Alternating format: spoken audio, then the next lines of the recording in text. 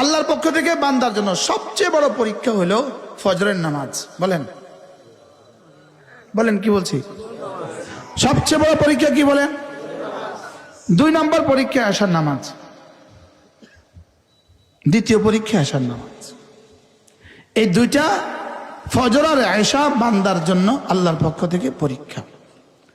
আলিফ লাম মিম আহাসিবান নাস আন ইউতরাকু আন ইয়াকুলু আমান্না ওয়া হুম লা ইফতানুন।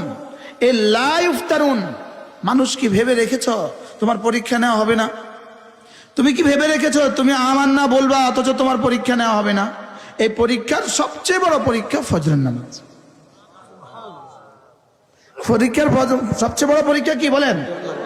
এই জন্য ফজরের নামাজ হলো বান্দার জন্য আল্লাহর পক্ষ থেকে সবচেয়ে বড় পরীক্ষা। এই জন্য ফজরের নামাজের পুরস্কার ইমানের পরে সবচেয়ে বড়।